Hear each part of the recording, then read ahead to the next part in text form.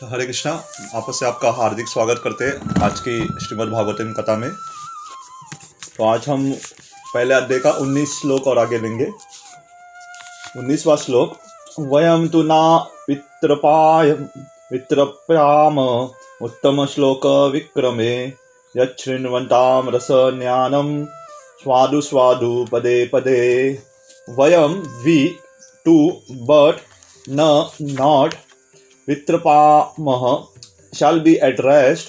Uttama Shloka, the personality of Godhead, who is glorified by transcendental prayers. Vikrame, adventures. Yat, which. Srinavatam, by continuous hearing. Rasa, humor. Jnanam, those who are conversant with. Swadu, relishing. Swadu, palatable. Pade pade, at every step. We never tire of hearing the transcendental pastime of the personality of Godhead, who is glorified by hymns and prayers. Those who have developed a taste for transcendental relationship with Him relish hearing of His pastime at every moment. तो यहाँ पे इस श्लोक में सुंदर चीज कही गई है। यहाँ पे कहते हैं कि हम भगवान की दिव्य लीलाओं या कथाओं के बारे में सुनने से थकते नहीं। कितना जितनी कथा करो उतनी ज़्यादा हम सुन सकते हैं, उतनी हमारी तीव्रता है। तो सुत गोस्वामी को शौनक आदि ऋषि कह रहे हैं कि आप भगवान के बारे में हमें बताओ। तो कल हमने देखा कि भगवान के अवतार जो है वो सब हमारे जीवन में शुभदा लाते हैं या हमारे बहुत शुभ है, ऑस्पिशियस रहते हैं। इसलिए भगवान की कथा हमें सुननी चाहिए। और ये श्लोक में कह रहे हैं कि हम कभी थकते नहीं, कितनी भी आप कथाओं करो हम सुनने के लिए तैयार है, आप कथा करो कह रहे हैं। यहाँ पे खास करके भगवान की कथाओं को उत्तम श्लोक विक्रम है। तो अगर कोई, मुझे नहीं लगता यहाँ से कोई पिकनिक को नहीं आया था, लेकिन मैं फिर से एक कहता हूँ। तो दयानंद गौरव में एक सुंदर उल्लेख किया था कि आजकल लोगों को कुछ तो हटके करना रहता है। ये सबकी इच्छा ही रहती है, लोगों को कुछ थोड़ा हटके, कुछ तो उनकी लाइफ में एडवेंचर या कुछ तो लाइफ में रोमांच आना चाहिए ऐसा। तो यहाँ पे एक शब्द का इस्तेमाल किया गया, उसे कहते हैं विक्रम। विक्रम का सही में अर्थ क्या है? एडवेंचर्स। भगवान की कथा हम जब सुनते हैं तो क्या होता है कि हमारे मन की जो इच्छा है कुछ तो हटके करना है, कुछ तो रोमांचक करना है, रोमांच लाना है अपने जीवन में। केवल भगवान की कथा सुन के वो रोमांच हमारे जीवन में आ सकता है। भगवान ने कैसे विविध असुरों को मारा, भगवान ने कैसे लीलाएं की, कैसे गोप बाल के साथ लीला करते थे, प्रभु रामचंद्र ने कैसे सेतु की निर्माण की, प्रभु रामचंद्र अनेक भक्तों के साथ कैसे व्यवहार किया। तो भगवान के साथ केवल हम कथा सुनने से हमें वो रोमांच प्राप्त होता है। तो तात्पर्य पढ़ेंगे, श्रील प्रभुपाद क्या कहते हैं। Purport: There is a great difference between mundane stories, fiction or history and the transcendental pastime of the Lord. The historians of the whole universe contain a reference to the pastime of the incarnation of the Lord.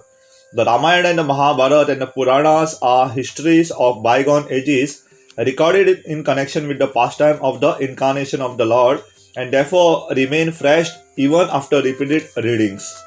तो श्रील प्रभुपाद सुंदरता लिखते हैं कि साधारण जो पुस्तक रहती है, जैसे नॉवेल रहती है या कोई किसी ने किताब लिखी, उसमें और भगवान की कथाओं के बारे में जो पुस्तक है, जो शास्त्र है, उसमें अंतर है। क्योंकि भगवान की कथाओं के बारे में हम बार बार वही सुन सकते हैं।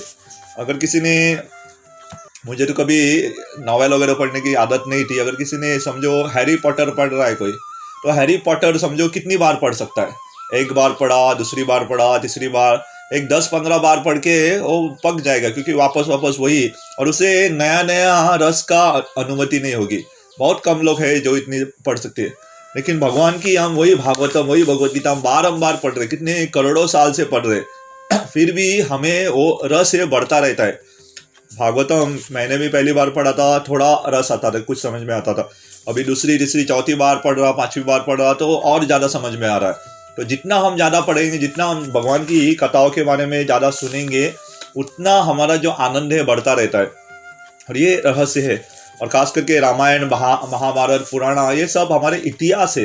वो पहले होके जो भगवान ने लीला की उसका वर्णन लिखा है, और इसके बारे में हमें चर्चा करनी चाहिए और हमें सुनना चाहिए। तो प्रभुपाद आगे कहते हैं, खास करके एक शब्द का इस्तेमाल करते कि भगवान का एक नाम है नव यौवनम।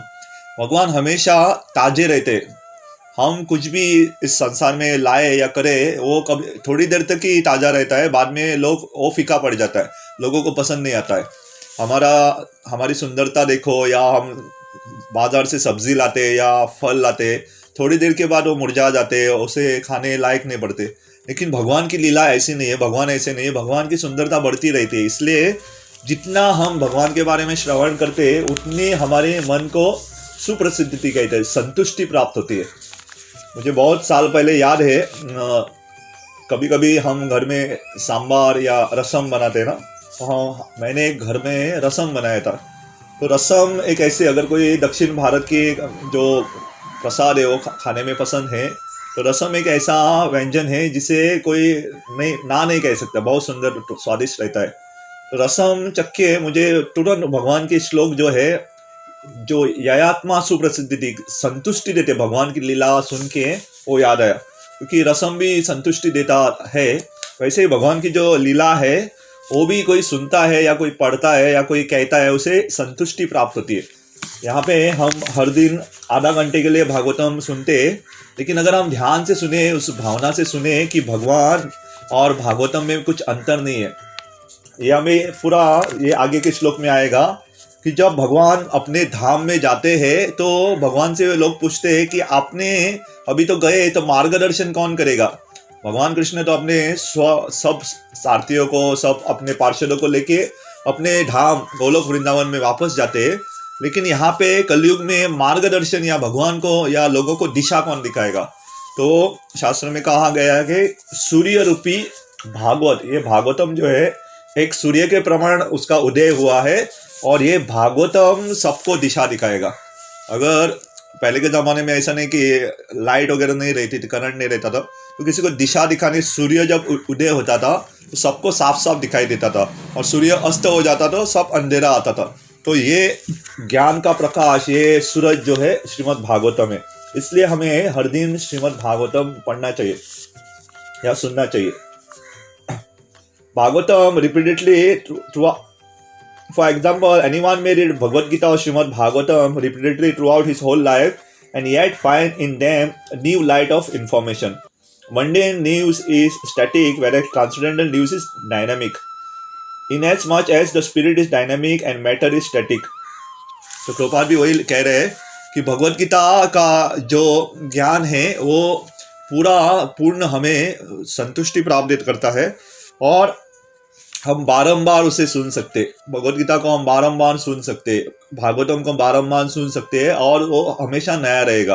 और कहते हैं कि जो स्टैटिक, जो स्टिग्ध या ठहरा हुआ जो वस्तु है, लेकिन आध्यात्मिक ऐसे नहीं है। आध्यात्मिक में बहुत वैरायटी रहती है, डायनामिक रहता है, ये कार्य वो कार्य। अगर कोई एक भक्त पूरी विधि पालन करता है तो उसमें कितना रोमांच है। आप सबसे बड़ा रोमांच श्रील प्रभुपाद कहते हैं, ये हमारे लिए अभी प्रैक्टिकल नहीं, बहुत बार सबसे पहले उठ के प्रभुपाद की आज्ञा के अनुसार हमें नहाना चाहिए, लेकिन नहाने का जो पानी होता है ठंडा होना चाहिए। लेकिन ज़्यादातर लोग ठंडे पानी से नहीं नहाते, होता नहीं, क्योंकि कलयुग का जो शरीर है ठंडे पानी को सहन नहीं कर पाता। लेकिन आप देखोगे पहले के सभी भक्त नदी में जाके या तालाब में जाके ठंडे पानी में ही नहाते थे, ऐसा नहीं कि तालाब कोई गर्म करता था। तो ये पहली है, क्योंकि गर्म पानी में नहाना और ठंडे पानी में नहाने से बहुत अंतर है। अगर ऐसा कहते हैं कोई ठंडे पानी से नहाता है उसको कुछ बीमारी इतने आसानी से नहीं पकड़ती। इसका मतलब ये नहीं कि कल से आप ठंडे पानी से नहाओ। अगर किसी का शरीर उसे सपोर्ट नहीं करता तो आप गर्म पानी से नहा सकते। मैं स्वयं भी गर्म पानी से ही नहाता हूँ, बहुत कम बार दोपहर को, अभी क्योंकि गर्मी बढ़ रही है इसलिए कभी कभी ठंडे पानी से। लेकिन पहले मुझे याद है, एटलीस्ट मैंने 10-12 साल तो ठंडे पानी से नहाता था मैं पहले। लेकिन अभी क्योंकि शरीर इतना सपोर्ट नहीं करता, तो आप प्रैक्टिकल भी होना चाहिए। ऐसा नहीं होना चाहिए कि ठंडे पानी से नहाओ और आप बीमार पड़ जाओ, ऐसा भी नहीं होना चाहिए। तो इसमें जो है बहुत अलग अलग रसा, भगवान की दिव्य लीला में बहुत आनंद आता है। और आप देखोगे सुबह से ठंडे पानी से नहाना, बाद में मंगल आरती को जाना, मंगल आरती के बाद तुरंत नरसिंह आरती, नरसिंह आरती के बाद तुलसी आरती रहती, तुलसी आरती के बाद चैतन्य शिक्षाष्टकम हम गाते हैं, उसके बाद 10 नाम अपराधों के बारे में वर्णन सुनते हैं। और अब अगर कोई ये चीज़ें की ना, जिसने सुबह उठा है ब्रह्म मुहूर्त में, मंगल आरती का मतलब क्या है, गुरु को ग्लोरीफाई करना है, गुरु की स्तुति करना। तो मंगल आरती पूरी हमारे जो गुरु है उसकी स्तुति है। बाद में नरसिंह आरती, नरसिंह आरती हमारे रक्षण के लिए, और खास कर भक्ति मार्ग में जो कुछ कठिनाई आती है उसे दूर करने के लिए। तीसरा है तुलसी आरती। तुलसी आरती का विशेष है कि तुलसी, हम वृंदावन कहते हैं लेकिन वृंदावन किसका वन है? तुलसी का वन है। तो तुलसी महारानी, उसमें से आप भजन गाओगे, उसमें से एक खास करके आता है कि सेवा अधिकार दिए करो निज दासी, मुझे सेवा का अधिकार दे दो और मुझे दासी भगवान कृष्ण और राधा की सेवा में लगाओ, और खास करके अधिकार दे दो करके। हम सेवा कर सकते हैं लेकिन अधिकार है क्या? अगर मैं मंदिर में जाता हूँ और बिना पूछे वहाँ पे बैठ के प्रवचन देता हूँ, मुझे अधिकार नहीं दिया तो मैं नहीं कर सकता। अगर मैं जाता हूँ वहाँ पे झाड़ू भी मारता हूँ, अगर किसी ने, भक्त ने आज्ञा नहीं दी है तो आप सेवा करोगे लेकिन उसका फल आपको नहीं मिलेगा, उसकी स्वीकृति या उसका जो परिणाम जो है, फल, सुखद परिणाम, वो आपको प्राप्त नहीं होगा अगर बिना बताए आप किए तो अधिकार कौन देती है? तुलसी महारानी। तो तुलसी महारानी अधिकार देती है। उसके बाद हम चैतन्य शिक्षाष्टकम गाते हैं कि 8 श्लोका जो चैतन्य महाप्रभु ने लिखे हैं, तो वो गा के हमारी जो चेतना है पूरी भगवान के नाम स्मरण में लीन होती है। उसके बाद हम 10 नाम अपराध, क्या क्या नाम अपराध है उससे बचना है, ये करते हैं। और इसके बाद हम हरे कृष्ण महामंत्र जपा शुरू करते हैं। तो ये केवल खास करके ज़्यादातर जो मंदिर में रहते हैं उनके लिए संभव है। गृहस्थ जीवन में बहुत ऐसा नहीं कि नहीं करते, थोड़े भक्त है ऐसा करते हैं, लेकिन ज़्यादातर हम भक्त जो सीधा उठते हैं, नहाते और जपा से शुरू करते हैं। लेकिन सही प्रणाली जो शिला प्रभुपाद ने दी थी, मंगल आरती करो, नरसिंह आरती गाओ, तुलसी आरती गाओ, उसके बाद शिक्षाष्टकम गाओ और 10 नाम अपराध गाओ, और उसके बाद इतना कुछ होने के बाद हमारा जो मन है नाम स्मरण में लग सकता है, क्योंकि मन को तैयार किया गया है। अगर गाड़ी भी किसी ने चला ली है और ख़ास करके गाड़ी बहुत साल की है, तो गाड़ी चलाने से पहले उसे तैयार करना पड़ता है, थोड़ा गर्म करना पड़ता है। ऐसे चालू करते ही गाड़ी भगाओगे तो गाड़ी को कठिनाई होती है, उसको प्रॉब्लम हो सकता है। तो थोड़ा गर्म करो तो उसे कुछ नहीं होता है। हमारे शरीर को भी अगर हमने अनुभव किया रहेगा, अगर आप तुरंत उठ के भागते हो, कुछ ऐसी कार्य करते हो, तो थोड़ा वार्म अप करना चाहिए। अगर शरीर को भगाने से पहले थोड़ा गर्म करना चाहिए। तो वैसे ही ये हम नाम स्मरण लेने से पहले ये थोड़ा गर्म करने का, हमारी चेतना जो है हम शुद्ध कर दे, चेतना सही दिशा में ला रहे ताकि हम भगवान का नाम सुने, ठीक से सुने करके। इसलिए पूरी ये प्रातःकाल की सभी पालन अगर कोई नहीं कर सकता, मंगल आरती वगैरह, एटलीस्ट हमें याद होना चाहिए कि सबसे पहले गुरु की हम स्तुति करते हैं, गुरु की आज्ञा लेते हैं, बाद में नरसिंह भगवान से हम संरक्षण, भक्ति में मार्ग में हम संरक्षण की याचना करते हैं। तुलसी महारानी हमें सेवा का अधिकार देते हैं। चैतन्य शिक्षाष्टकम हमारी जो चेतना है, क्या हमें धारणा, क्या इच्छा होनी चाहिए, वो साफ करती है। जैसे चैतन्य महाप्रभु कहते हैं, ना धनम ना जन्म ना सुंदरी, मुझे तो ना तो धन चाहिए, ना तो बड़ा जन्म चाहिए, ना तो सुंदर स्त्री चाहिए, कुछ नहीं चाहिए मुझे, केवल भगवान की भक्ति चाहिए। तो हमारी चेतना शुद्ध होती है। बाद में हम 10 नाम अपराध क्या है उसके बारे में भी सुनते हैं और बाद में जपा करते। तो ये श्रेणी होनी चाहिए। तो प्रभुपाद कहते हैं कि प्रभुपाद ने सुबह और शाम के समय मंदिरों में क्या करते थे, तुलसी आरती होती थी, नरसिंह आरती, तुलसी आरती, गौर आरती, और बाद में ये होता था भगवत गीता के ऊपर प्रवचन। तो ऐसा अगर कोई दिन भर करेगा तो उनकी चेतना जो है, उनकी जो भक्ति प्रगति होती रहेगी। और जो भी हमने सुना, जो कुछ हमने अनुभव किया, वो दूसरों को बताना है, वही करना है। इसलिए प्रभुपाद कहते हैं कि हमें प्यून जो रहता है, पोस्टमैन जो रहता है ना, पत्र जो हमारे हाथ में है, जो किसने दिया है, वो लाके किसके नाम पे उसे देना है। हमें वो पत्र खोल के नहीं देखना है, ना तो उसमें कुछ एडिशन करना है, ना तो उसमें सब्ट्रैक्शन, ना तो हमारा कुछ खुद का डालना है, ना तो जो लिखा है वो निकालना है। जो भगवान ने कहा है वही बताना है। भगवान कहते हैं यहाँ पे कि मेरी लीलाओं का श्रवण करने से आपको सुप्रसिद्धि या आपको संतुष्टि प्राप्त होगी। तो मैं नहीं कह रहा हूँ कि आपको लीला सुनने से संतुष्टि प्राप्त होगी, भगवान कह रहे या भक्त कह रहे। तो हम केवल वही दोहरा रहे कि सुत गोस्वामी को शौनक ऋषि कह रहे कि भगवान की लीलाओं के बारे में सुनाओ, और यहाँ तक कह रहे हैं कि मैं पूरा तैयार हूँ कि आप जितनी कथा करना चाहते हो आप करो, हम सुनने के लिए तैयार है। तो ऐसा वो कह रहे। तो आगे जाएंगे हम। Those who have developed a taste for understanding the transcendental subject matter are never tired of hearing such narration. One is quickly satiated by mundane activity, but no one is satiated by transcendental or devotional activities. Uttama shloka indicate that literature which is not meant for nescience. Mundane literature is in a mode of darkness or ignorance, whereas transcendental literature is quite different. Transcendental literature is above the mode of darkness, and its light becomes more luminous with progressive reading and realization of the transcendental subject matter. तो शिला प्रभुपाद यहाँ पे दूसरे भाग में उल्लेख कर रहे हैं, क्योंकि ये जो शास्त्र है उसे उत्तम श्लोक या भगवान है उत्तम श्लोक, भगवान की स्तुति हमें हमेशा करनी चाहिए। इतना ही नहीं कि हम भगवान की स्तुति सुन सुन के पकते नहीं या हमारा ठहराव नहीं होता है, क्योंकि भगवान की लीलाओं में हमेशा आनंद बढ़ता रहता है। इसके बारे में मैं एक थोड़ा सा तत्व बताना चाहूँगा। ये क्यों होता है कि हर बार हम भगवान की लीला सुनते हैं और हर बार हमारी भगवान की लीलाओं को पढ़ते हैं या सुनते हैं तो हमें नया नया रस का आस्वादन होता है। इसके पीछे कारण है, क्योंकि जितनी बार हम भगवान की लीला सुनेंगे उतना हमारा शुद्धिकरण होगा। समझो किसी का 5% शुद्धिकरण हुआ है तो भगवान की लीला वो 5% के दायरे से समझ सकता है। अगर किसी का 10% शुद्धिकरण हुआ तो उसके वो दृष्टिकोण से 10% दृष्टिकोण से वो समझ सकता है। किसी का 100% शुद्धिकरण हुआ है, शुद्ध भक्त बन गया, तो अलग स्तर पे वो समझ सकता है। जैसे मैं एक उदाहरण दे सकता हूँ। एक हमारे भक्त है, उन्होंने भगवद गीता का पहला श्लोक लिया। तो पहला श्लोक अगर कोई जानता है तो सादा श्लोक है, धृतराष्ट्र उवाच धर्म क्षेत्रे कुरुक्षेत्रे समवेतायुस्वा मामका पांडवश्चैव किम अकुर्वत संजय।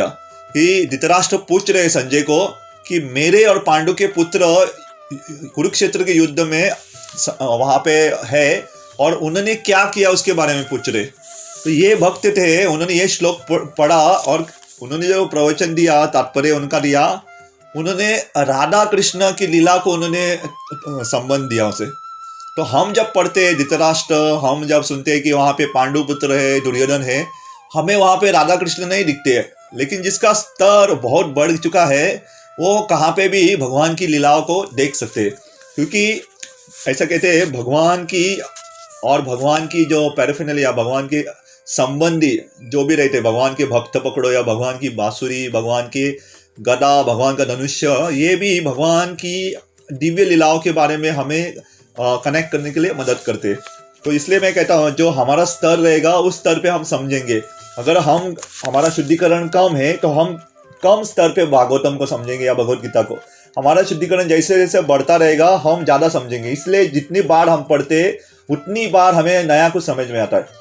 मैं सही रूप से बताऊँ, ये श्लोक मैंने पहले भी पढ़ा है, कल भी पढ़ा था, लेकिन आज मैंने अब भी मैंने पढ़ा ना, तो मुझे ये एक शब्द उसमें एक विक्रमे करके, तो विक्रमे करके उसका अर्थ सही रूप से मालूम पड़ा। विक्रमे का मतलब है एडवेंचर्स। भगवान की जो लीला है रोमांचक रहती है, क्योंकि हम देखते टीवी पे यहाँ कुत्ते, कोई हीरो वहाँ कुत्ता है, हीरोइन को बचा के लाता है। तो भगवान में भी ऐसे ही किया है। जब रुक्मिणी का वो हरण करने के लिए आए थे या रुक्मिणी को उठाने गए थे तो एक हीरो की तरह उन्हें एंट्री मारी। ऐसे घोड़ों को लेके आए और कुछ बोले भी नहीं। और रुक्मिणी देवी वहाँ पे मंदिर से बाहर आ रही थी तो रुक्मिणी देवी भी कुछ नहीं बोली। रुक्मिणी देवी ने पहली बार कृष्ण को देखा था, उसे मालूम नहीं था कि कौन कृष्ण है, कभी देखा ही नहीं था, केवल कृष्ण के बारे में सुना था।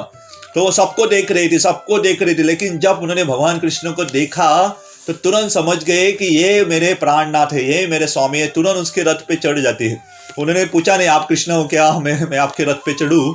और भगवान कृष्ण भी तुरंत उनको अपनी रानी के रूप में स्वीकार करते हैं, क्योंकि बाकी के उनके जो होने वाले पति, जिसके उसके भाई रुक्मा शिशुपाल के से साथ रुक्मिणी का विवाह करना चाहते थे, शादी करना चाहते थे। तो शिशुपाल वगैरह उसके पीछे आ रहे थे भगवान कृष्ण और रुक्मिणी को पकड़ने के लिए। तो रुक्मिणी डर जाती है कि इतनी सेना आ रही है करके। तो भगवान कृष्ण जो कहते हैं ना, वो हमें याद रखना चाहिए। भगवान कृष्ण कहते हैं कि आपकी, रुक्मिणी से कहते हैं आपकी सेना आगे है, आप डरो मत कहते। तो आपकी सेना कौन थी? भगवान कृष्ण की यादव सेना, बलराम जी आए हुए थे। तो तुरंत उन्हें रानी के रूप में उसे स्वीकार कर लिया, पत्नी के रूप में स्वीकार कर लिया भगवान कृष्ण ने, और कहा कि आपकी सेना। उसने नहीं कहा मेरी सेना, उन्होंने कहा आपकी सेना, क्योंकि आप मेरी पत्नी हो तो मेरी सेना भी आपकी है। तो तुरंत हम भगवान की जो भावना है, भगवान का जो प्रेम है रुक्मिणी के प्रति समझ सकते हैं। और रुक्मिणी ने भी पूरे विश्वास के साथ। तो ऐसी रोमांचक कथाएं है, तुरंत सुनने से हमारा जो शरीर का रोम रोम खड़ा हो जाता है, हमारे बाल खड़े हो जाते हैं अगर हम ध्यान से सुने तो। लेकिन हम सुनते हैं, कभी कभी हम प्रवचन लगाते हैं, खास करके ये भी अगर याद रखना चाहिए कि प्रवचन भी सुनते हैं ना तो किसी व्यक्तिगत रूप से सुनना चाहिए। कोई सामने व्यक्ति बैठा है उससे सुनना चाहिए, क्योंकि हम रिकॉर्डेड जब प्रवचन सुनते हैं या यूट्यूब पे सुनते हैं तो क्या होता है, सामने वाला व्यक्ति नहीं रहता है। तो अगर हम सो के भी सुन रहे हैं या वहाँ पर ऐसे पूरे ध्यान से नहीं सुन रहे तो कोई पूछने वाला ही नहीं है, हम सो के सुनते हैं। लेकिन जब व्यक्तिगत व्यक्ति प्रवचन दे रहा है तो उसके सामने तो हम सो नहीं सकते। यहाँ पे भी ऑनलाइन मीडियम भी इतना अच्छा नहीं है, क्योंकि ऑनलाइन में मुझे कोई दिख ही नहीं रहा है, मैं बोल रहा हूँ लेकिन मुझे विश्वास है आप सब सुन रहे हो। लेकिन आप व्यक्तिगत रूप में जब सत्संग होता है आपके नज़दीक का जो सेंटर, अगर आप मापसा में रहे तो मापसा में अटेंड कर सकते, मोरजिम में रहे तो मोरजिम में, थीविम के पास है थीविम में, पेंजिम में पेंजिम पे, तो पास में जाके आप व्यक्ति रूप से भागवतम सुनोगे तब उसका ज़्यादा फायदा होता है। क्योंकि जो व्यक्ति रहता है आपके कान पकड़ सकता है। श्रील प्रभुपाद को पूछा था कि केवल पुस्तक भागवत और एक मनुष्य भागवत या भक्त भागवत में क्या अंतर है, तो प्रभुपाद ने सीधा उत्तर दिया, पुस्तक भागवत केवल आप पढ़ोगे, लेकिन आपको अगर कुछ गलत दिशा में जा रहे हो तो पुस्तक नहीं कहेगा, आपको भागवतम नहीं कहेगा, अरे प्रभु जी आप गलत दिशा में जा रहे हो। लेकिन एक आप भक्त के सुनोगे तो भक्त देखेगा कि आप गलत दिशा में जा रहे हो, तो आपको कान निचोड़ के या कान पकड़ के वापस सही दिशा में लाएगा। इसलिए हमें जो सुनना है एक व्यक्ति भागवत से हमेशा सुनना चाहिए जितना हो सके तो, और ज़्यादा समय आपके पास, क्योंकि प्रवचन तो सत्संग तो हफ्ते में एक दिन ही रहता है, तो एक दिन तो व्यक्ति रूप में सुनना चाहिए, बाकी के दिन आप यूट्यूब पे या अपने रिकॉर्डिंग पे या मोबाइल पे या लैपटॉप पे सुन सकते हैं। लेकिन एक दिन तो व्यक्ति रूप से जो है उनसे सुनना चाहिए। जैसे आज ही रविवार है, आज दोपहर को श्रीमान दयानिधि गौराम प्रभु जी का मोरजिम में प्रवचन है, शाम के मापसा में श्रीमान जगत भूषण प्रभु वो दे रहे। तो व्यक्ति रूप में जब हम सुनते हैं तो उसका ज़्यादा फायदा होता है। तो आगे जाएंगे, आज मुझे लगता है एक ही श्लोक होगा कि बहुत सुंदर श्लोक है। Transcendental literature is about the mode of darkness. दूसरा भाग ये मैं कहना भूल गया था कि जो हमारे तमोगुण या अंधेरे से ऊपर है, ये जो दिव्य शास्त्र रहते हैं वो तमोगुण से ऊपर है और ये एक प्रकाश के समान है। तो शास्त्र में एक श्लोक आता है, कृष्ण सूर्य सम माया है अंधकार, जहार कृष्णा तहार नहीं माया अधिकार। तो सिंपल है, ज़्यादा संस्कृत बड़ी नहीं रहना। कृष्ण का मतलब क्या है, सूर्य समान, कृष्ण सूर्य जैसे कह रहे। तो माया अंधकार, तो माया जो है उसे अंधकार से तुलना गई है, और जहाँ पे कृष्ण है वहाँ अंधकार नहीं हो सकता। जैसे सूर्य है, यहाँ पे आप देखोगे कि मेरी एक बाजू बहुत चमकी गई, क्योंकि इस बाजू से ये बाजू से सूर्य प्रकाश आ रहा है। तो जहाँ सूर्य आता है वहाँ अंधकार नहीं रह सकता। वैसे जिस घर में भगवान की लीलाओं का गान होता है वहाँ अंधकार नहीं रह सकता। जिस हृदय में भगवान का वास है वहाँ अंधकार नहीं होता। तो ये उसका अर्थ है। Transcendental literature is about the so-called liberated person are never satisfied by the repetition of the words Aham Brahmasmi. Such artificial realization of Brahman becomes hacken, and so to relish real pleasure they turn to narration of Srimad Bhagavatam. Those who are not so fortunate turn to altruism and worldly philanthropy. This means the Mayavadi philosophy is mundane, whereas the philosophy of Bhagavad Gita and Srimad Bhagavatam is transcendental. तो ये प्रभुपाद खास करके मायावादी लोगों के लिए कह रहे हैं कि वो कहते रहते हम ब्रह्मास्मि, अहम ब्रह्मास्मि, अहम ब्रह्मास्मि, या नमो नारायण, कि वो कहते कि हम ब्रह्मन है, मैं ही ब्रह्मन हूँ, मैं ही नारायण हूँ करते, या आप नारायण हो, सब भगवान है, सब भगवान है। ये बोगस है, ये सही रूप में नहीं है। अगर आप नारायण होते तो आप यहाँ क्या कर रहे हो? आपको जन्म मृत्यु जरा व्याधि, आपका जन्म क्यों हुआ? क्योंकि भगवान का जन्म नहीं होता है, भगवान प्रकट होते हैं। जन्म मृत्यु, आपकी मृत्यु भी होगी, थोड़े साल बाद आपकी मृत्यु होगी, जरा आप बूढ़े हो रहे हो, और व्याधि, आपको कभी कभी बीमारी भी होती है। भगवान को कुछ बीमारी होती ही नहीं थी, क्योंकि भगवान का शरीर दिव्य था, भगवान दिव्य है। तो ये प्रभुपाद कह रहे हैं कि ऐसे लोगों को आनंद नहीं आता है कि भगवान, वो कहते हैं हम ब्रह्मास्मि, हम ब्रह्मास्मि, हम ब्रह्मान है, लेकिन थोड़े दिनों के बाद वो जो शास्त्र के विपरीत सेवाओं में लग जाते, खास करके जैसे हॉस्पिटल खोल लेना या वृद्धा जो अनाथ बच्चे उनका ख्याल रखना। हम ये नहीं कहते कि ऐसा नहीं करना चाहिए, लेकिन जो हमें सही रूप से ज्ञान है, उसका एसेंस है, वो समझना चाहिए। मैं एक उदाहरण देखे बाद में हम रुकेंगे। ये अगला श्लोक भी बहुत बड़ा है, आज नहीं लेंगे, कल ले सकते हैं हम। तो ये उदाहरण में देता है, एक लड़का है, छोटा सा बच्चा, और उसके माता पिता बहुत करोड़पति थे, बहुत रईस परिवार से था। तो मेले में वो खो जाता है, तो खोते उनके माता पिता को मिलते हैं नहीं, तो चल के उनके पाँव घिस जाते हैं, चप्पल खो जाती है, कपड़े फट गए, पूरे मैले हो गए। तो अगर कोई देखता है कि ये बच्चा है, रो रहा है, तो उसे भूख लगी है शायद, तो कोई आके उसे कुछ खाना देता है, तो बच्चा खाता है, बहुत खुश हो जाता है। दूसरा व्यक्ति देखता है कि इस बच्चे के कपड़े फटे हुए, तो जाके उसे नए कपड़े खरीद के देता है, अच्छा नए कपड़े पहनता है, खुश हो जाता है। तो ऐसे बाह्य रूप से तीसरा देखता है कि इसे रहने के लिए कुछ जगह ही नहीं है, तो उसे एक छोटा सा कुटीर बांध के देता है या झोपड़ी बांध के देता है छोटी सी। लेकिन ये तीनों ने मदद की, थोड़ी थोड़ी मदद की, मदद ना नहीं ऐसा नहीं कह सकते, लेकिन जो सही रूप से अगर कोई इसकी मदद करनी है तो उसे जाके उसके पिता के पास छोड़ो, उसकी माता के पास छोड़ दो। माता पिता के पास अगर ये लड़का पहुंच जाएगा तो माता पिता उसके खाने का, रहने का, सोने का, कहाँ पे जो कुछ चाहे उसे माता पिता देख लेंगे। वैसे ही सही शास्त्र क्या कहते हैं कि हम भगवान के अंश है, हमें हमारे माता पिता के पास, हमें भगवान के पास जाके जो छोड़ता है या भगवान के बारे में जो बताता है वो सर्वश्रेष्ठ दानी है। क्योंकि वो सबसे बड़ी सेवा कर रहा है कि एक व्यक्ति को उसके माता पिता के पास लेके जाना।